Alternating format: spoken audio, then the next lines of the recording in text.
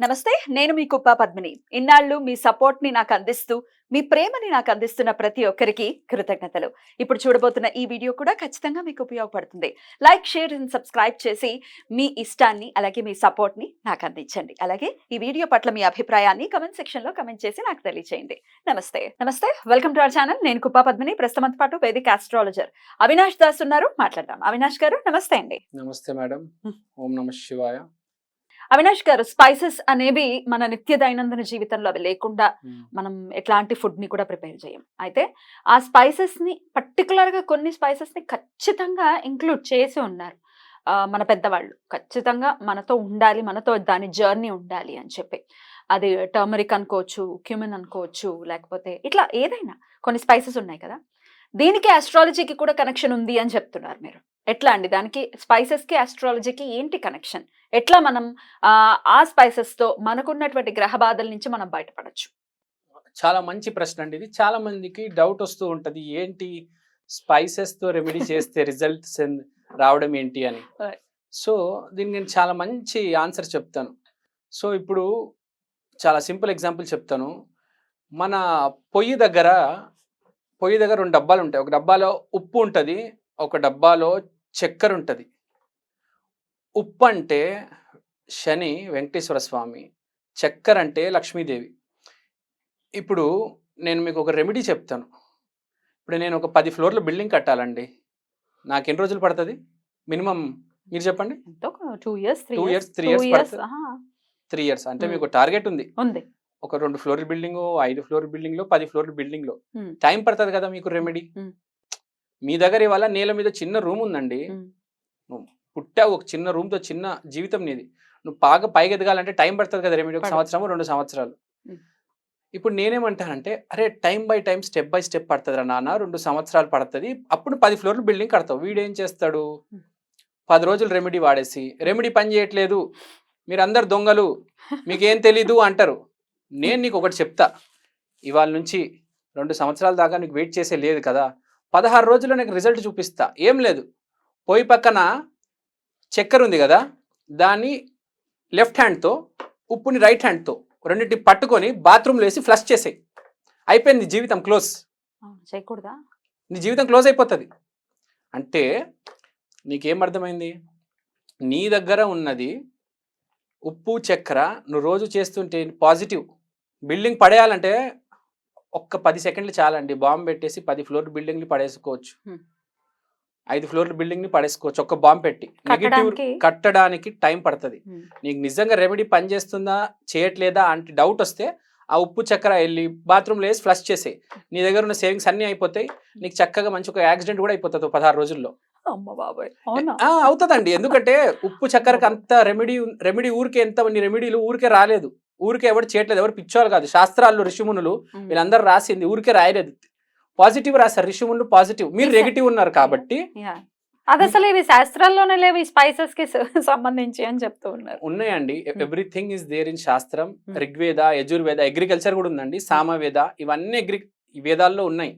Everything is there. సరే లేవు అంటున్నారు కదా, ప్రతిదీ రాసి ఉండాలని రూల్ లేదు, కానీ జరిగితే మీరు నమ్ముతారు కదా. ఇప్పుడు నేను 2 సంవత్సరాలు వాడితే పనిచేస్తుంది అని చెప్తున్నా, అలానే నీకు 16 రోజులు ఎఫెక్ట్ ఇస్తుంది. ఎవరైతే నెగిటివ్ ఉన్నారు చాలా మంది, నేను మొన్న వీడియోలు చూశాను, కొంత శ్రవంతి గారివి, మీరువి, నాకు చాలా బాధేసింది. నాకు ఈ విషయం చెప్పాలనిపించింది. ఏంటంటే వి షుడెంట్ కేర్ అండి. ఎండ్ ఆఫ్ ద డే మనం ఒక 10 మందికి పాజిటివ్ గా రిజల్ట్స్ రావాలి. ఇప్పుడు కష్టంతో బాధపడుతున్నారండి, కష్టంతో బాధపడేవాడిని ఇంకాస్త నువ్వు నీ కష్టం అనుభవించవలసిందే, నీ తలరా తింటే, నీ ప్రారంధ కర్మ ఇంతే అని చెప్పటం కాదు. నీ కష్టం తీరుతుంది అనే మాట ఏదైతే ఉందో అది ధైర్యాన్ని ఇస్తుంది. అది చేయాలనే నేను ఇక్కడ కూర్చున్నాను. మన గెస్టులు కూడా అదే చేస్తున్నారు. నువ్వు ఇది చేస్తే శాస్త్రీయత ఉందా, ఇది చేయొద్దు, పిచ్చి వాళ్ళు చెప్పొద్దు అని అంటే ఇట్స్ ఓకే. నీకు అవసరం లేదు, ఎవరికైతే అవసరమో వాళ్ళు తీసుకుంటున్నారు. జనాలు ఏం పిచ్చివాళ్ళు కదా, అంత వెర్రి వెంగళప్పలు ఎవరు లేరు ఇక్కడ. మాట్లాడడానికి మాట్లాడతారండి, ఇవి రెమెడీలు పనిచేస్తాయా ఇది అది అని, కానీ నేను చెప్పింది చేయమంటే ఒక్కటి చేయడండి, ఒక్కడికి ధైర్యం చాలదు, భయపడిపోతాడు, వాడి జీవితం కింద మీద అయిపోతుందని. అదైతే నిజమండి. సరే, మాట్లాడడం చాలా ఈజీ, చేయడం చాలా కష్టం. డెఫినెట్లీ. అయితే స్పైసెస్ కి ఆస్ట్రాలజీకి సంబంధం ఉందా according to your subject? Guarantee ఉందండి, ప్రతి గ్రహానికి సంబంధం ఉంది. సో నేను చెప్తాను ఇవాళ. ఇప్పుడు సూర్యుడికి గ్రీన్ చిల్లీ, చంద్రుడికి ఇలాయచి, ఉమ్. గురువుకి పసుపు, పసుపు. రాహుకి దాల్చిన చెక్క, బుధుడికి మన ఇది ఇంగువ, ఉమ్. శుక్రుడికి వాము, శుక్రుడికి జీలకర్ర, కేతువుకి వాము, శనికి ఉప్పు, కుజుడికి రెడ్ చిల్లీ. సో మీకు ఏ ప్రాబ్లం అయితే ఉందో, ఇప్పుడు మీకు నేను చెప్పాను సూర్యుడు, చంద్రుడు, గురువు, రాహు, బుధుడు, మీకు ఏ ప్రాబ్లం అయితే ఉందో ఈ స్పైస్తో మీరు ఆ రెమెడీ చేసుకోవచ్చు చక్కగా. మన రెడ్ టీవీలోనే లవంగాలతో రెమెడీలు ఉన్నాయి, ఉప్పుతో రెమెడీ ఉంది, చక్కెరతో రెమెడీ ఉంది, దాల్చిన చెక్కతో రెమెడీ ఉంది, బిర్యానీ ఆకుతో రెమెడీ ఉంది. సో మీరు ఏ రెమెడీ కావాలంటే ఆ రెమెడీ చేసుకోవచ్చు, మీకు వర్క్ చేస్తుంది. కొందరికి తొందరగా పనిచేస్తుందండి, పుణ్యకర్మలు ఎక్కువ ఉంటే ఫాస్ట్గా రిజల్ట్ ఇస్తుంది. కొందరికి బాగా పాపకర్మలు ఉంటే కొంచెం లేట్ పడుతుంది, 6 months 1 year కూడా అవ్వచ్చు. ముందే చెప్తున్నా, ప్రతి మనిషి స్టోరీ వేరు భూమి మీద, అందుకని అందరు వేరే వేరే స్థాయిలో ఉన్నాము, ఎవరు ఒకటే స్థాయిలో లేరు. సో ఇవి గ్రీన్ చిల్లీ ఇది పుట్టింది ఇక్కడ కాదు, పోర్చుగీస్ లో పుట్టినట్టుంది, if I'm not wrong. Origin ఇక్కడిది కాదు. సో అందుకని మన దేవతల పెద్ద పెద్ద సంస్థానాల్లో, పెద్ద పెద్ద గుళ్ళల్లో, ఇప్పుడు తిరుమల తిరుపతి దేవస్థానంలో ఖచ్చితంగా ఈ గ్రీన్ చిల్లీ వాడరు. నిజమే, గ్రీన్ చిల్లీ వాడరు. ఘాటు కోసం మిరియాలు వాడతారు, కారం కోసం దాన్ని వాడతారు. ఇంగువ ఎక్కడ పుట్టింది? ఇరాన్ కంట్రీలో పుట్టింది. మంది కాదు ఇంగువ వాడట్లేదా? దానికి గ్రీన్ చిల్లీ మనకి మంచిది కాదు అని దాన్ని వాళ్ళు అడాప్ట్ చేసుకోలేదు. ఇంగువ మన డైజెషన్కి చాలా మంచిది కాబట్టి అడాప్ట్ చేసుకున్నాం కదా. మనం గ్రీన్ చిల్లీ మంచిది కాదు, మన డెఫినెట్గా అది పాడు చేస్తుంది. దానికి శాస్త్రీయతను వెతకలేదు. దేవస్థానంలో వండేటటువంటి ఫుడ్స్లో దాంట్లో ఉన్న శాస్త్రీయతను వెతకలేదు.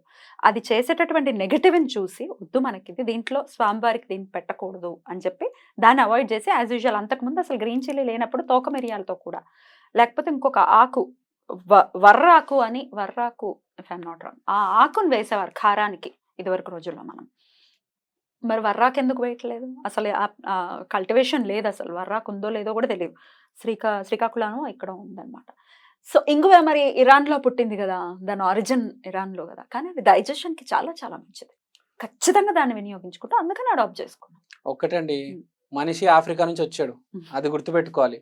ఇది ఇరాన్ నుంచి వచ్చింది, ఇది అక్కడ నుంచి వచ్చింది కాదు, మనిషి ఆఫ్రికా నుంచి వచ్చాడు. మనందరం ఒకటే. ఏది ఎక్కడ పుట్టింది అనేది కాదు, ప్రతి దానికి ఒక అడ్వాంటేజ్ ఉంటుంది, ప్రతి దానికి ఒక డిసడ్వాంటేజ్ ఉంటుంది. 100% అడ్వాంటేజ్ దేనికి ఉండదు. ఇంకోటి, ఒక్కొక్క దేవతకి ఒక్కొక్కటి ఇష్టం ఉంటుంది. లక్ష్మీదేవికి పాయసం ఇష్టం ఉండొచ్చు, ఒకరికి గ్రీన్ చిల్లీ ఇష్టం ఉండొచ్చు, ఒకరికి మిరియాలు ఇష్టం ఉండొచ్చు. నేను అసలు ఇక్కడ దేవతల గురించి మాట్లాడలేదు. ఫస్ట్ ఆఫ్ ఆల్ గ్రహాల గురించి మాట్లాడా.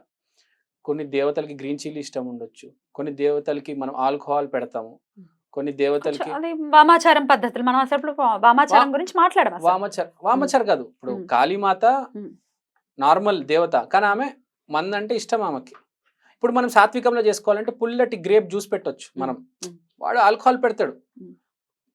రెండు ఒకటే యాక్చువల్గా. మనం ఫ్రిడ్జ్లో గ్రేప్ జ్యూస్ని పుల్లటిది పెడతాము, వాడు దాన్ని కొంచెం ఫిల్టర్ చేసి మందు పెడతాడు. అది మనం ఫాలో చేయము. ఓకే, సరే, నేను చెప్పేది ఏంటంటే ఇది ప్లస్ ఇది మైనస్ అని కాదండి, ఏమైనా పెట్టొచ్చు దేవుడికి. మన వాళ్ళు బేసిక్గా జరిగింది ఏంటంటే, మన ఎవరైతే పూజారులు ఉన్నారో ఫ్రాంక్గా చెప్పాలంటే, వీళ్ళు ఓన్లీ ఒక యాంగిల్లో చూసి డిసైడ్ చేసి వాళ్ళ జాగ్రత్త వాళ్ళు పెడతారు. జీవితాన్ని చూసి లైఫ్ని స్టడీ చేసి మొత్తం పెట్టలేదండి ఫ్రాంక్గా చెప్పాలంటే. కానీ వాళ్ళు చేసింది రాంగ్ అని చెప్పట్లేదు నేను, వాళ్ళ జాగ్రత్తలో వాళ్ళంతా కరెక్టే ఉన్నారు, కానీ వాళ్ళు ఒక యాంగిల్లోనే ఉన్నారు అని చెప్తున్నాను నేను. బట్ వాళ్ళు చేసేది 100% కరెక్ట్ అండ్ సేఫ్. డెఫినెట్ గా సేఫ్. మన హెల్త్ కి ఏది మంచిది, స్వామికి ఏది సమర్పించవచ్చు, వాళ్ళకంటే మనకి ఏమి పెద్ద ఎక్కువ తెలియదు కదా. కానీ అది వాడరు అని చెప్పి దాన్ని పాయింట్అవుట్ చేసినప్పుడు, వాడేటటువంటి కొన్ని ద్రవ్యాలు ఉన్నాయి, అవి ఇక్కడ పుట్టిన భారతదేశంలో. అంటే ఇప్పుడు ఏంటి, ఈశ్వరుడు ఓన్లీ భారతదేశానికి సంబంధించిన వాడు, సకల చరాచర సృష్టిలో ఆయన లేడా?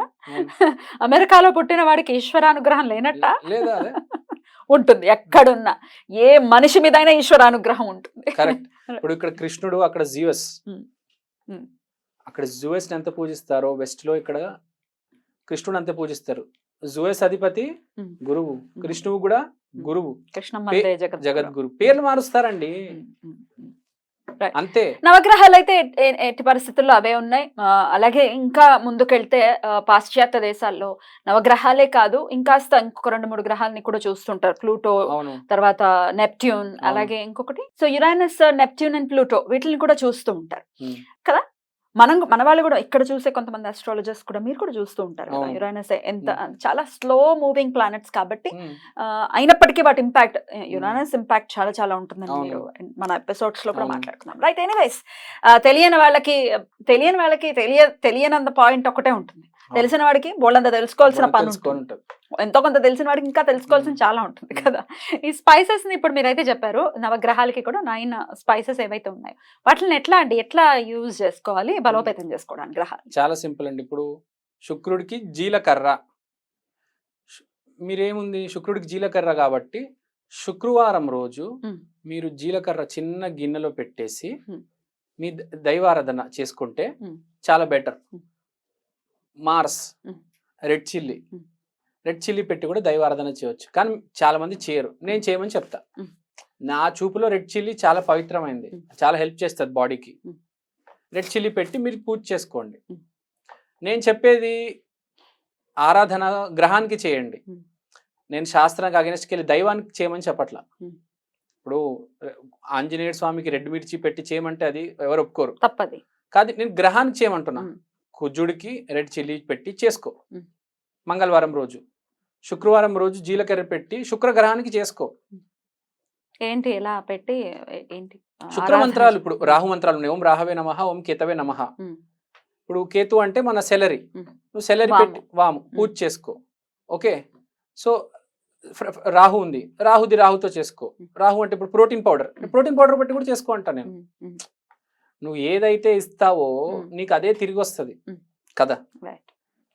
ఇప్పుడు నువ్వు ప్రోటీన్తో చేసావు, బాడీ బిల్డింగ్ లో ఉన్నావు నువ్వు, ఫర్ ఎగ్జాంపుల్ నీకు బాడీ రావాలి, అందరికన్నా డిఫరెంట్ గా రావాలి, మంచి చిజిల్డ్ కట్టు బాడీ రావాలి, ఇది కూడా హెల్ప్ తీసుకో అంటా నేను. ఓన్లీ జిమ్కి వెళ్ళడమే కాదు, కొంచెం మంత్రం హెల్ప్ కూడా తీసుకో అంటా నేను. కరెక్ట్. సో శుక్రుడు ఉన్నాడు నీకు, ప్రతి మనిషికి ఏదో ఒక ప్రాబ్లం ఉంటది అమ్మాయితో. సో ఇప్పుడు భార్యతో ప్రాబ్లం ఉంది, సో జీలకర్రతో నువ్వు శుక్రుడికి చేసుకోవచ్చు. అలా కాకుండా ఇంకా రకరకాల రెమెడీలు ఉంటాయి, అవి కూడా ఫ్యూచర్లో నేను చెప్తాను. జీలకర్రతో, లవంగాలతో, ఇలాయచీతో. ఇప్పుడు ఇలాయచీతో మనం కృష్ణుడు ఆరాధించవచ్చు.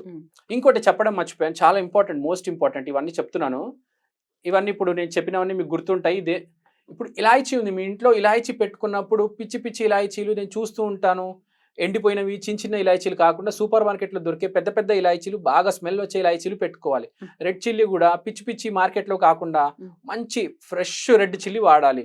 జీలకర్ర కూడా A grade, B grade, C grade అని వస్తుంది. ఏ గ్రేడ్ జీలకర్ర కొనాలి. ఇంట్లో స్పైసెస్ పెట్టుకోవడం ఏ గ్రేడ్ క్వాలిటీవి చాలా ఇంపార్టెంట్. మీరు ఎంత ఏ గ్రేడ్ పెట్టుకుంటే మీకు అంత మంచిది. లవంగాలకు సంబంధించి అండి, ఇప్పుడు వచ్చింది కాబట్టి టాపిక్ నాకు సడన్ గా గుర్తొచ్చింది. గంచి పీఠాధిపతులు వారు మెళ్ళో వేసుకున్నారు ఒక మాల, చూపిస్తాను నేను మీకు. నేను అది లైవ్ లో కూడా ప్రేక్షకులకు కూడా చూపిద్దాము.